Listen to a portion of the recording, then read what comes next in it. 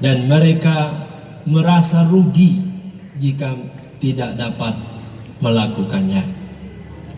Dan yang keempat, bahwa mereka melatih-latih dan sebagian sudah terbiasa adalah untuk mendapatkan akhlak yang mulia, belajar untuk tahan disakiti, dan juga melatih-latih agar tahan tidak menyakiti dan selalu dapat memberikan yang baik-baik. Dan telah mudah bagi mereka sebagian, yaitu memberikan sebagian harta mereka kepada orang yang berhak untuk diberikan. Dan yang kelima, mereka sudah dapat menyangkutkan hati, berpegang kepada Allah di dalam mengarungi kehidupan, tidak kepada lainnya, termasuk kepada diri mereka, karena kemauan mereka telah mulai bercahaya di dalam batin mereka, sehingga makrifat ketauhidan sudah mulai tertanam, penyebab mereka dapat berhubungan baik dengan Allah pencipta alam. Hadirat yang dirahmati Allah, ketahuilah bahwa keberhasilan yang tersebut di atas oleh ulama-ulama zahir, khususnya para pimpinan-pimpinan pesantren, ormas Islam, termasuk pemerintah yang sedang menyelamatkan milenial anak bangsa di dalam menghadapi narkoba. Mereka kurang dapat memahami bahwa untuk mengantisipasi atau mencegah yang demikian itu adalah hanya dengan jalan keimanan dan dengan berzikir kepada Allah Subhanahu wa taala. Maka kami dari Majelis Pengkajian Tauhid Tasawuf dan Ratib Serbay tidak menghendaki usaha-usaha kami ini demi untuk agama Allah yang kita cintai, untuk dihargai oleh ulama dan pemerintah. Akan tetapi yang kami harapkan, jangan ada yang menjelek-jelekkan baik itu ulama, pemerintah, baik pengajian Tauhid Tasawuf dan Ratib Serbay, karena menuduh yang macam-macam, karena ditakuti kemarahan Allah dan juga kemarahan Rasulullah akan menimpa kepada mereka yang menghina dan menuduh yang macam-macam. Bahkan ada yang menuduh mengkafirkan, memurtadkan, menyesatkan dan lainnya, karena ilmu tauhid tasawuf yang mereka ajarkan, yang merupakan ajaran ketasawufan dan kesufian ini adalah ilmu yang hak. Maka rugi dan berbahaya bagi orang yang menentangnya, baik itu dari pemerintah dan juga dari ulama. Para hadirin hadirat sekalian yang dirahmati Allah, begitulah pengalaman-pengalaman ataupun orang-orang sebagian besar yang telah mengikuti ajaran tauhid tasawuf ini. Begitu besarnya pergerakan dan juga peran tauhid tasawuf ini yang telah banyak berbuat untuk bangsa dan agama Allah yang kita cintai. Makalah yang ketiga yang terakhir, bahwa tauhid tasawuf dan tauhid sufi. Tauhid tasawuf ini supaya kita ketahui bahwa tauhid tasawuf adalah terdiri daripada dua buah suku kata, di mana itu merupakan satu paket yang menerangkan kepada kita tauhid setelah kita bertasawuf, yaitu menyaksikan keberadaan Allah setelah nafsu kita dapat mematuhi perintah dan menjauhi larangan dan melakukan dengan jalan istiqamah, dan juga hati kita tidak tersangkut dengan alam termasuk diri kita, agar supaya kita dapat mencintai Allah, memandang wujudnya Allah, hilang yang lainnya di dalam pandangan kita. Senantiasa hati kita hudur kepada Allah Subhanahu wa taala.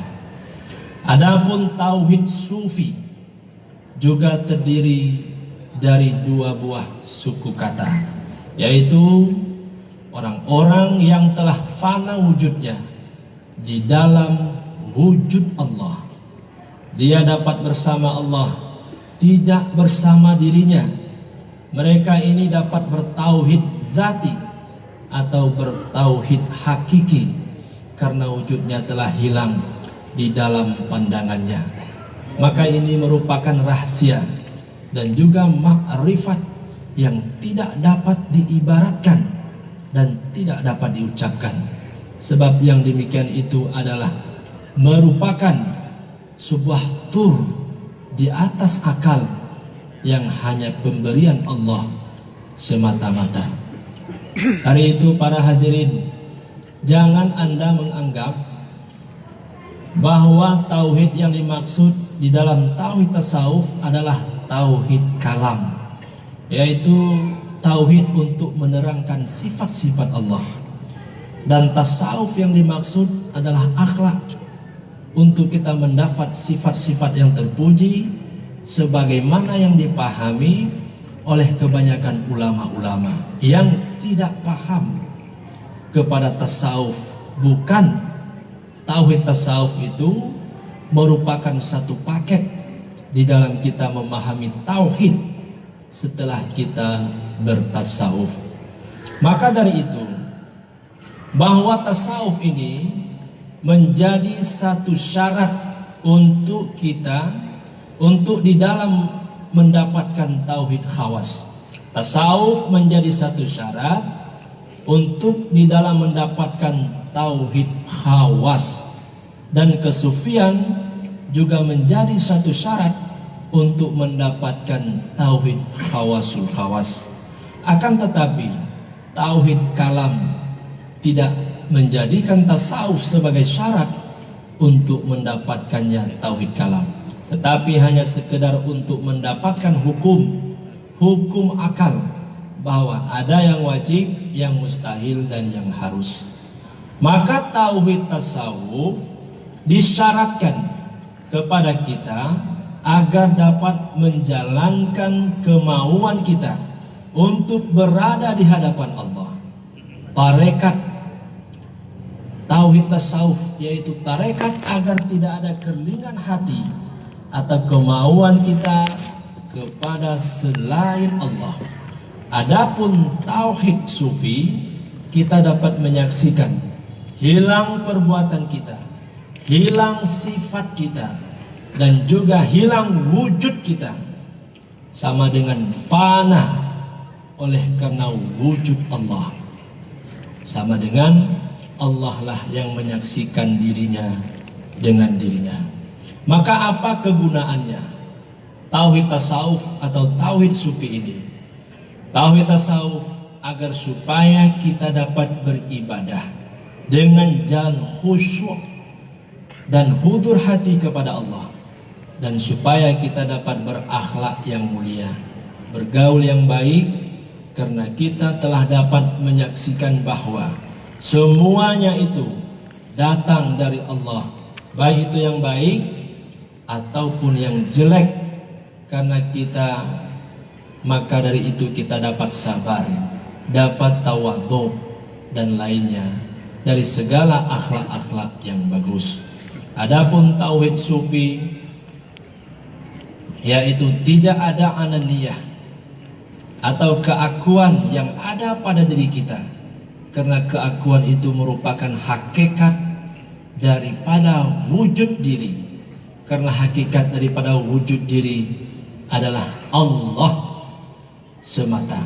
Penyebabnya ada alam semesta ini, baik kita dan lain kita, semuanya adalah merupakan makhluknya dan miliknya Allah Subhanahu wa ta'ala. Apakah Anda paham? Kalau tidak, maka tanyakan kepada Abun Ar-Razi dan Walid Adenan. Demikian, wallahu a'lam bishawab. Assalamualaikum warahmatullahi wabarakatuh.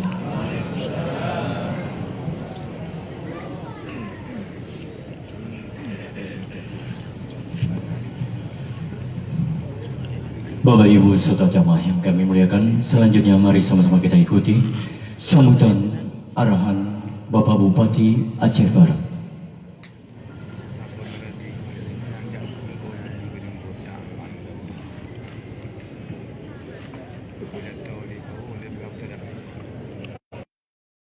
Bismillahirrahmanirrahim.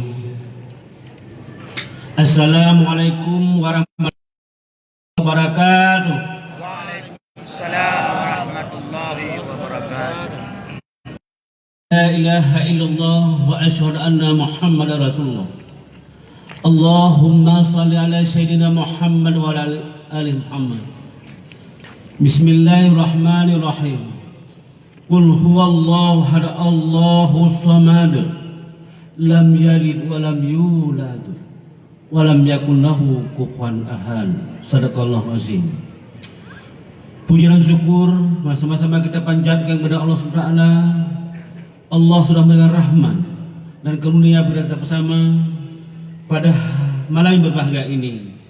Kita bisa hadir di sini dalam rangka mengikuti Ratib Seribai atau Zikir Akbar, Zikir Kebangsaan dalam rangka HUT RI ke-75 bersama Abu Syekh Haji Amr Wali Al-Khalidi. Ini adalah rahmat Allah yang patut kita syukuri bersama. Salawat dan salam selalu kita ucapkan sebanyak-banyaknya kepada Rasulullah, yaitu Nabi besar Muhammad sallallahu alaihi wasallam, serta keluarga dan para sahabat-sahabat beliau, para ulama-ulama Allah yang sudah berhasil mendidik kita, membimbing kita daripada alam jahiliyah kepada alam yang berislamiyah, berilmu pengetahuan serta berakhlak mulia seperti kita rasakan pada saat-saat yang berbagai ini. Yang kami muliakan Abuya Haji Syekh Amr Wali Al-Khalidi berserta Umi dan keluarga,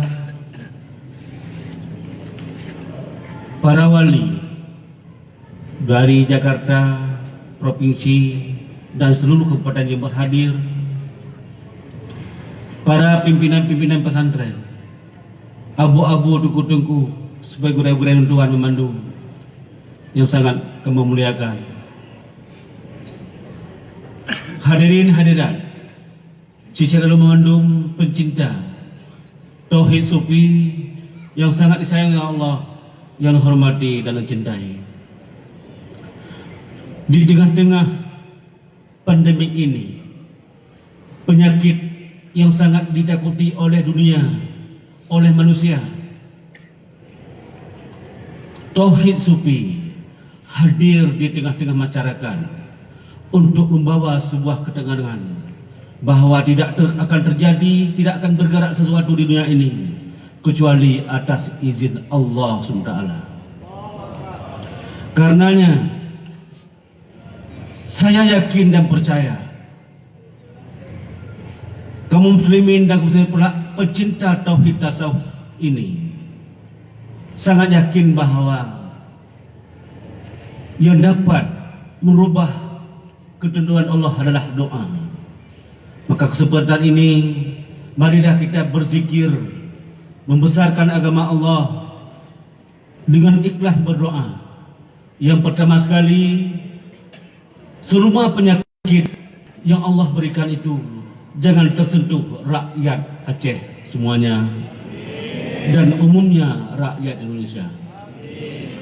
Dan kita juga berdoa kepada Allah, Islam itu harus bangkit, umat Islam wajib bangkit. Kebangkitan Islam bukan untuk menghancurkan umat-umat yang lain, namun untuk hidup bersanding dengan agama-agama lain dalam rangka memperkokoh, memperkuat stamina Indonesia, yaitu negara kesatuan Republik Indonesia yang sangat kita cintai ini, yang berdasarkan Pancasila yang tertuang dalam Undang-Undang Dasar 1945. Ada sebagian pihak hari ini ingin merongrong Pancasila itu, karena kita wajib bangkit, karena yang meletakkan ketuhanan yang Maha Esa itu adalah pandangan-pandangan dari muslimin, ulama-ulama besar pada pendiri bangsa ini. Di siapapun yang ingin merongrong Pancasila, ingin merubah Pancasila, ingin merubah negara ini berhadapan dengan umat Islam pada umumnya. Kaum muslimin yang berbahagia, lentanya Mbak Dro dan Ibu sekalian, masih cintakah kepada negara Republik Indonesia? Masih sayang kepada negara Republik Indonesia? Masih sayang kepada Pancasila? Tugas kita bermohon kepada Allah agar negara ini tetap kokoh, negara Pancasila tetap kokoh sebagai ideologi negara Republik Indonesia. Itulah yang bisa menyelamatkan kita. Bapak-bapak yang berbahagia, ibu-ibu yang berbahagia, saya melihat tadi yang bahwa ada pejuang wanita di Sumatera Utara. Sangat luar biasa jiwa beliau. Dan saya perlu nanti akan hadir di tengah-tengah kita di sini. Karena pada hari ini kita lihat banyak orang-orang yang korupsi, 99% adalah laki-laki semuanya. Tabuh camat-camat korupsi, tabuh ke kecil-kecil korupsi, tabuh ke bupati lebih, gubernur korupsi, presiden mungkin lebih korupsi. Itu semua laki-laki. Ketika laki-laki tidak dapat dipercaya, maka bangkitlah bangkit wanita. Allahu Akbar. Ini ibu-ibu itu bagus. Bangkit drone itu. Berbedah kamu-kamunya.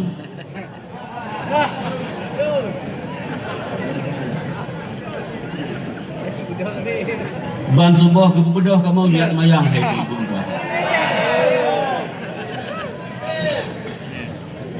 Itu sebenarnya kehadiran ibu-ibu. Benar Cik Aceh Barat. Dan insya Allah ketika nanti di Sumatera Utara ingin dilakukan musyawarah, saya akan sumbangkan di Sumatera. Tapi bukan sekarang.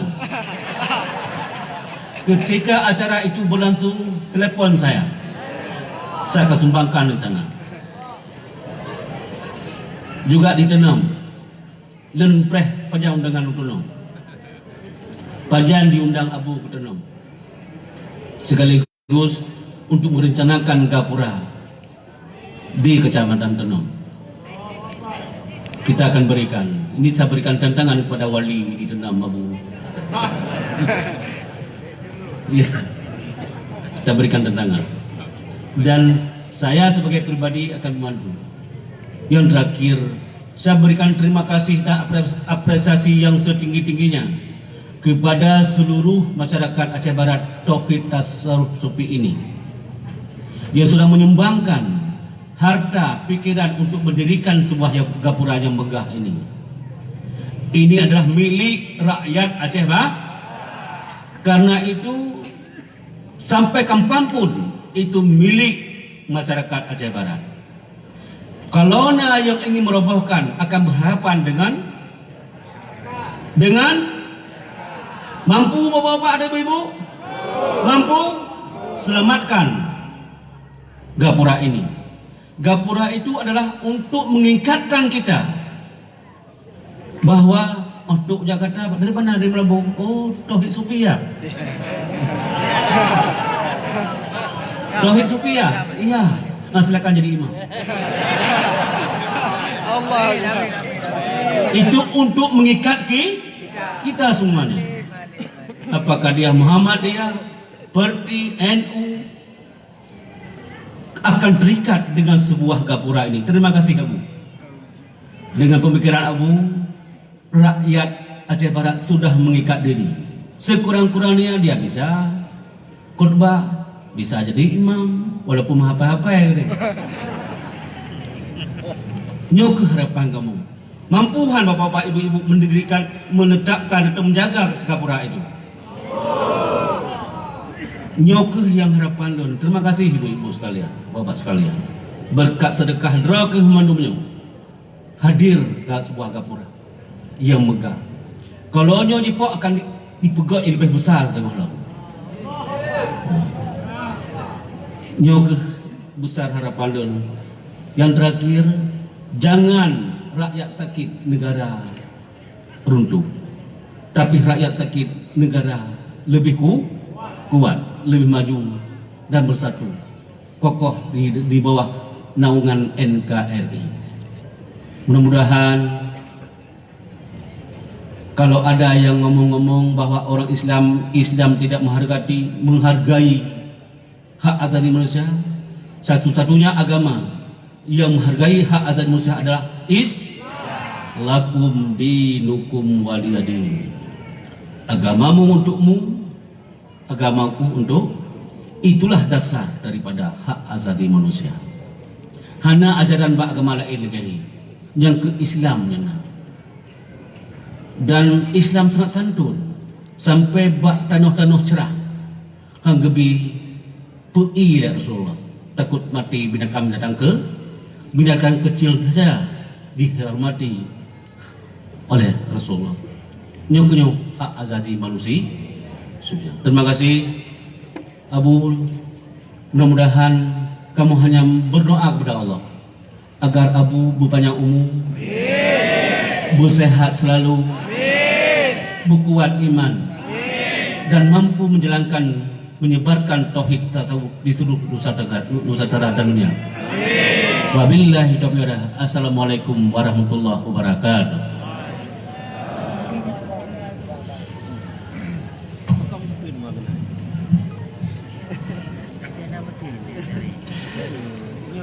Bapak Ibu serta jamaah yang kami muliakan, tibalah saatnya yang sama-sama yang kita tunggu-tunggu, pengajian tauhid serta zikir dan doa yang dibawakan langsung oleh Abuya kita bersama. Berkenan kepada Abuya kami persilakan.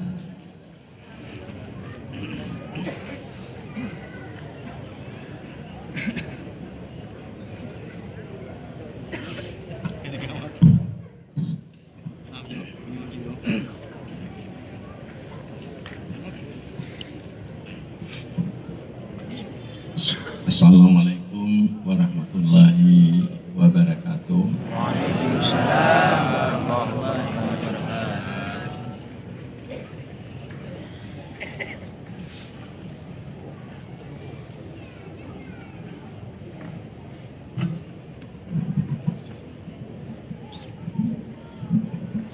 Al-Fatihah.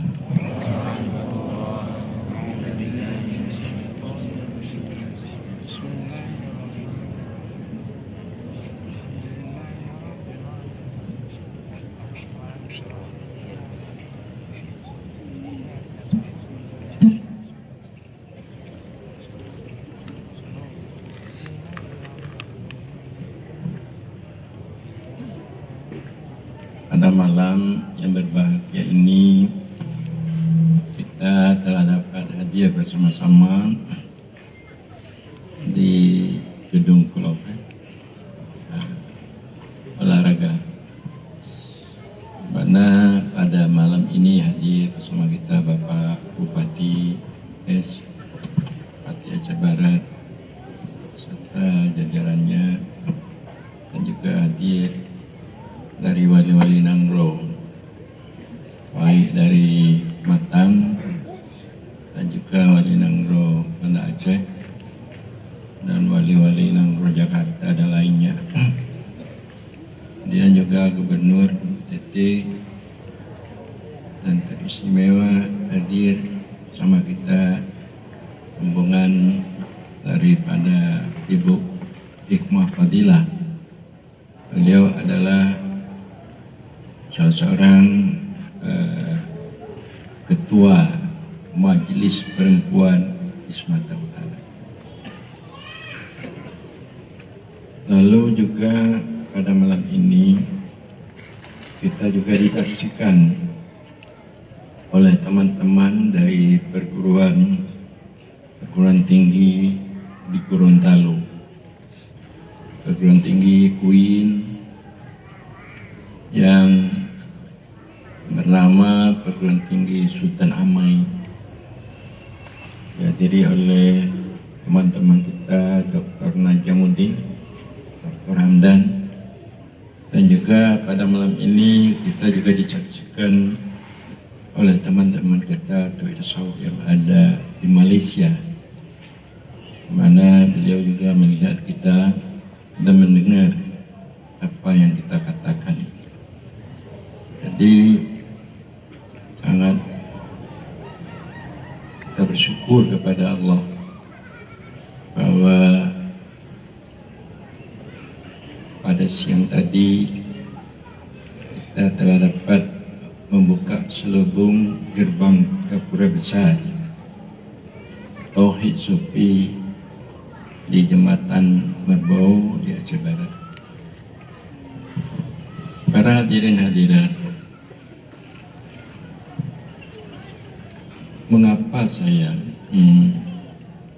berkeinginan dan juga dapat dibantu oleh pembina Tauhid Tasawuf Bapak Ramli MS untuk membuat gerbang Gapura Tauhid Sufi. Sebab saya membaca di dalam Al-Quran penyampaian Allah bahwa innaka laminal mustaqim, sesungguhnya engkau Muhammad adalah orang yang terpilih. Sufi maknanya orang yang terpilih. Mudah-mudahan Aceh Barat adalah umat Islam yang terpilih. Amin. Sufi artinya bersih daripada berpisah dengan Allah.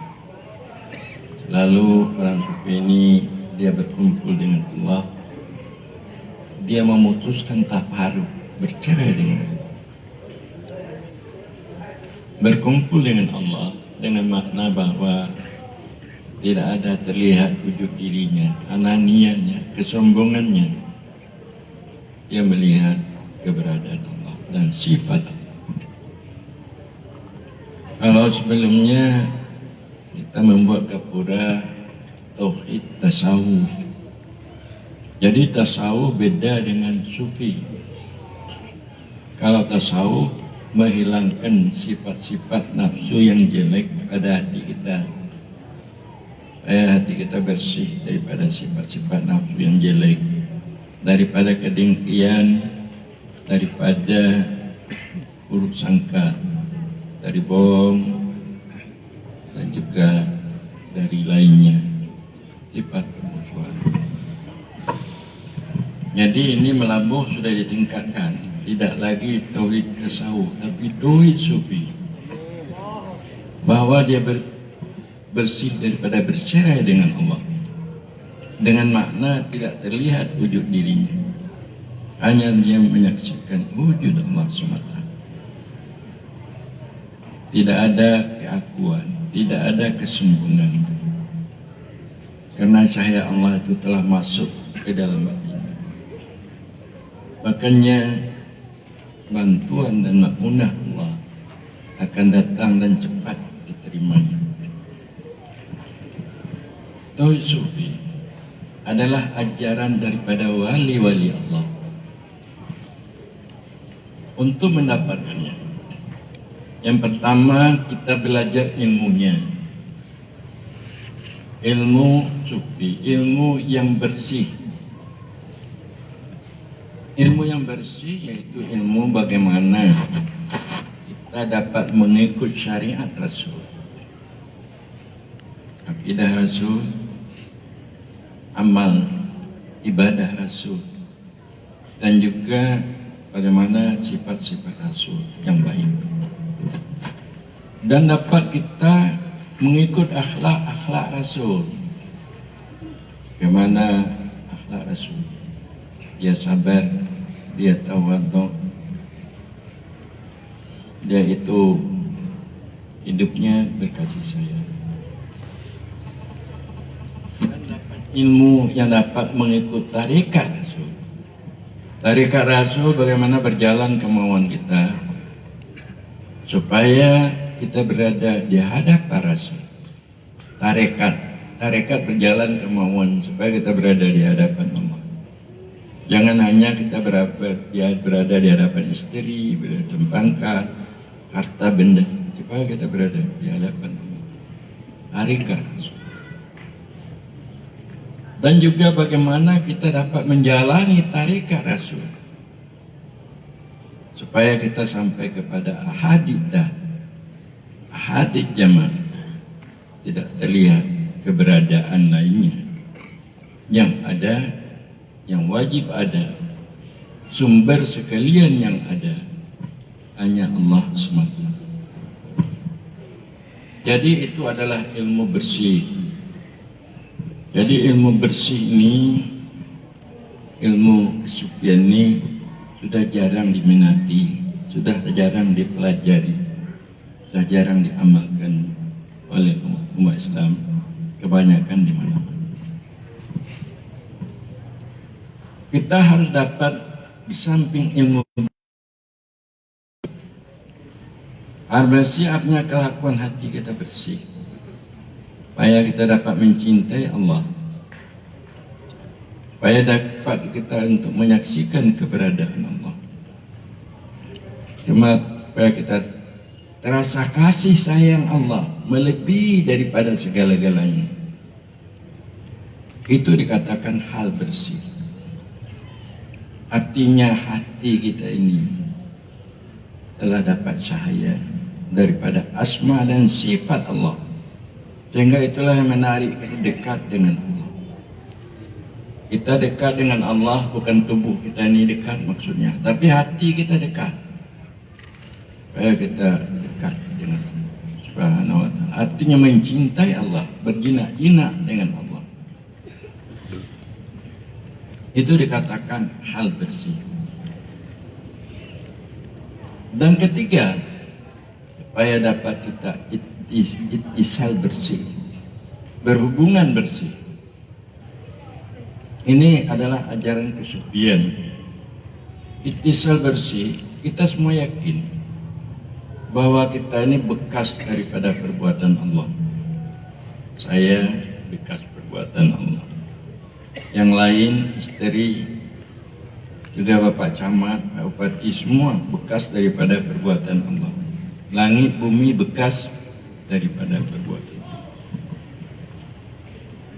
Bekas perbuatan itu berhubungan dengan perbuatan. Kalau tidak ada perbuatan, tidak ada bekas perbuatan. Supaya berhubungan kita, ittisal bersih, hilang perbuatan kita di dalam perbuatan Allah. Tidak terlihat lagi perbuatan kita, hanya terlihat perbuatan Allah. Baru kita bersambung dengan Allah pada perbuatan. Perbuatan itu berkaitan dengan sifat. Kalau tidak ada sifat, maka tidak ada perbuatan. Supaya kita dapat berhubungan dengan Allah, sifat kita harus hilang, sifat kita di dalam sifat. Bagaimana firman Allah, "Wa ma tasha'una illa ma Allah." Tidak berkehendak kamu melainkan yang dikehendaki oleh Allah.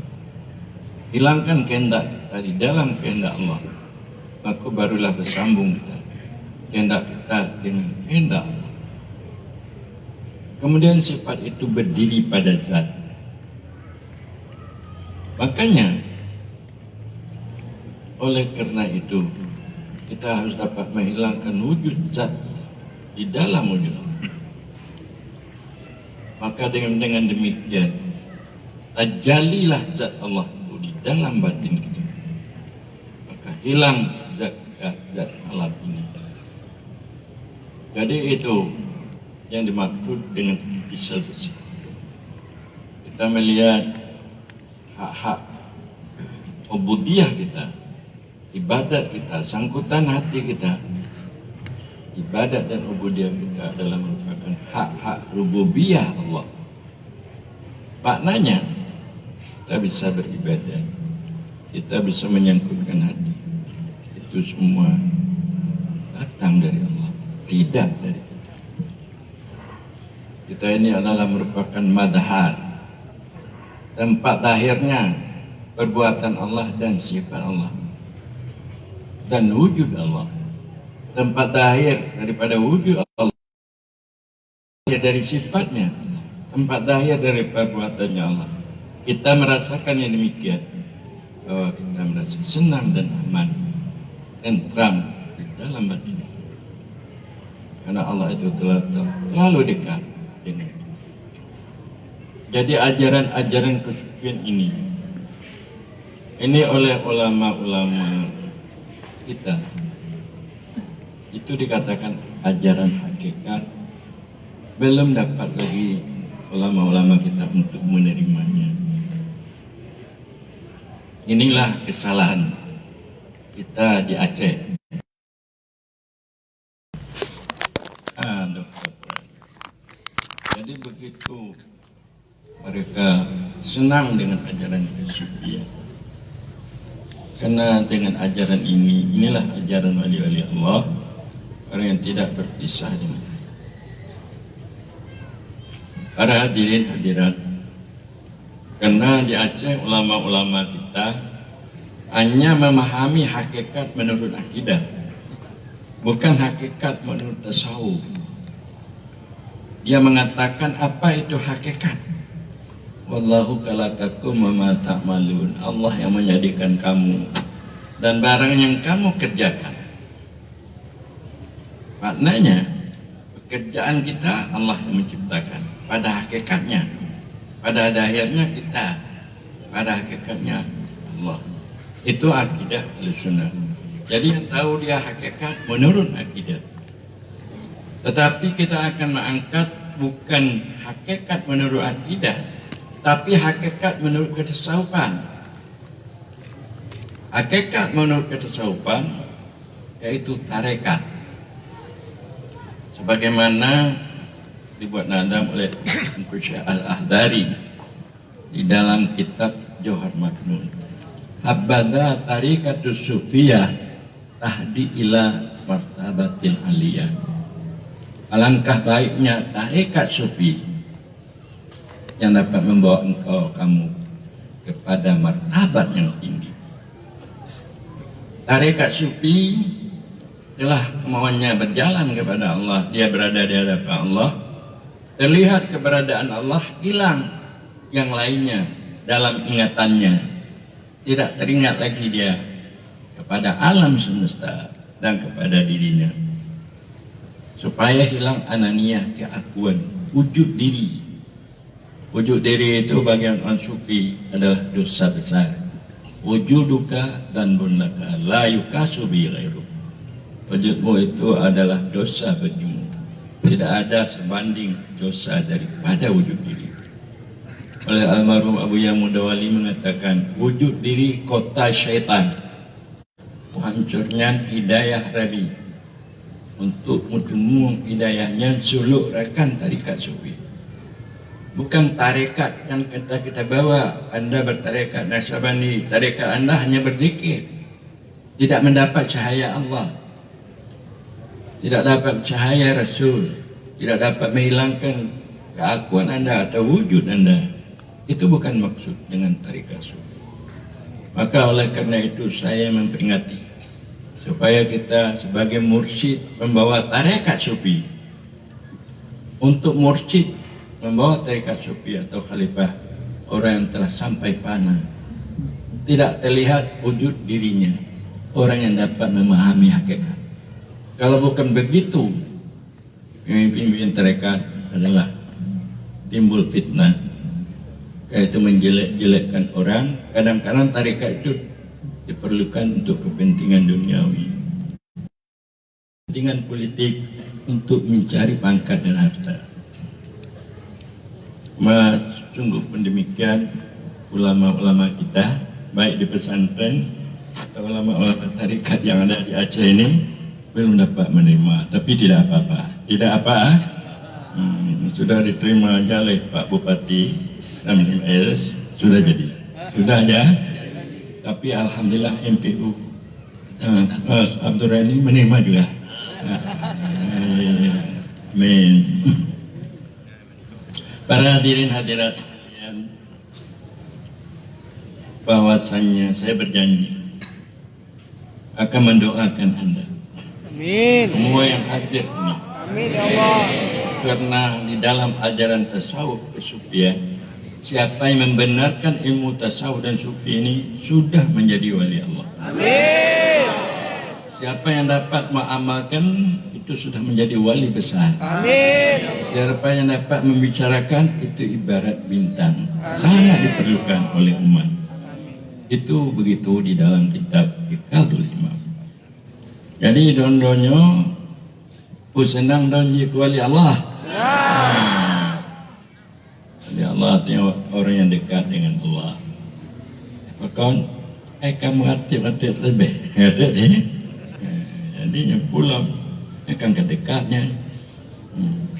Jadi di dalam ajaran tasawuf dan kesufian, wadhkur rabbaka idza nasita, ingat olehmu apabila engkau lupa selain Allah.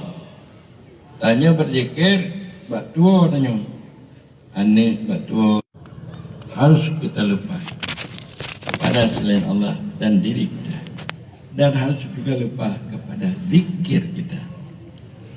Barulah Allah yang berzikir. Mengatakan Allah yang berzikir juga tidak teringat lagi oleh kita, karena itu terlihat wujudi. Syahidallahu annahu la ilaha illahu, menyaksikan oleh Allah bahwasanya tidak Tuhan melainkan Allah. Jadi zikir yang pertama adalah zikir dengan lisan, dengan lidah, hadir hati kepada Allah. Sembahyang itu zikir, membaca tasbih zikir, tahmid zikir, membaca Al-Quran zikir, doa zikir. Itu yang pertama, karena zikir ini maknanya untuk melepaskan kita dari kelalaian, untuk mendapatkan mazkur yang diingat itu di dalam hati kita. Zikir untuk mendapatkan yang diingat, berarti Allah di dalam hati kita, ma'rifatnya kita dapatkan di dalam hati kita. Itu makna zikir. Kalau umpama zikir tidak hudur hati kita kepada Allah, tidak mendapatkan Allah, cahaya Allah dalam hati, maka zikir itu sia-sia. Itu zikir jali serta hudur hati kepada Allah. Kedua adalah zikir khafi, zikir yang tersembunyi. Itu tidak ada diucapkan dengan lidah, tetapi itu adalah dengan hati, murakabah istilahnya. Kalau kami dalam tarikat murakabah, keringan hati berada di hadapan Allah sambil menanti bantuan Allah. Lidah tak ada mengucapkan apa-apa, dia bermurakabah, undur hati, keringan hati kepada Allah, menanti pemberian Allah. Ini adalah zikir yang tersembunyi. Kita dapat bermurakabah, dapat bermusyahadah, dan dapat juga bermusamarah, bercumbu-cumbu. Rupanya dengan Allah juga ada istilah bercumbu-cumbu, berkasih sayang, berkasih sayang. Bagaimana ibu-ibu? Ada ibu-ibu berkasih sayang dengan Allah? Itu tanda orang tasawuf. Itu zikir khafi. Ada dikatakan yang terakhir, zikir hakiki. Zikir hakiki ini berarti Allah yang berzikir. Telah hilang kita, ingatan kita kepada diri kita kembali kepada Allah. Sebagaimana kita maklumi bahwa Allah itu telah dulu Allah mengingat kita sebelum kita ada. Sebelum kita ada, Allah telah mengingat kita. Dengan sebab Allah mengingat kita, maka diadakan oleh Allah kita.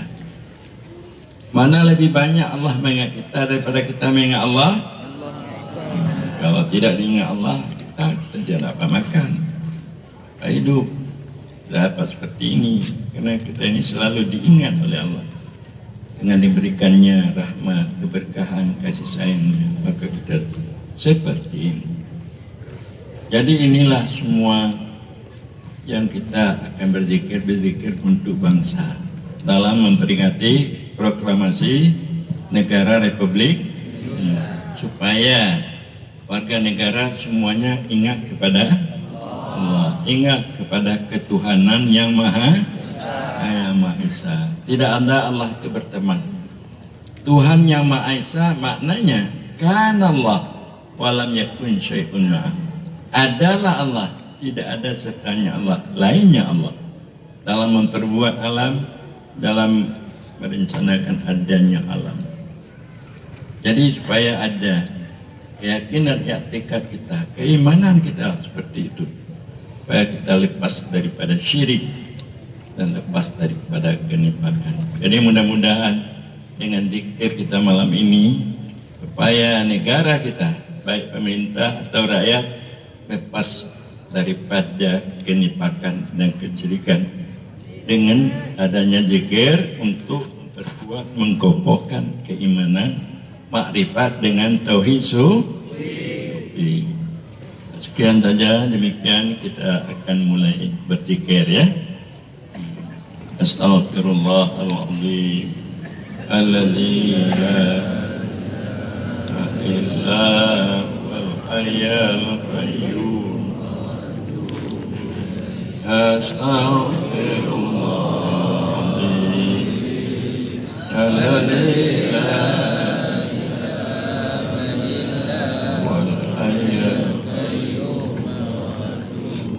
Astaghfirullahaladzim alladzi la ilaha illa huwal hayyul qayyum. Allahumma shalli ala sayyidina Muhammadin wa ala alihi wa sahbihi wa sallim. Allahumma shalli ala sayyidina Muhammadin wa ala alihi wa sahbihi wa sallam.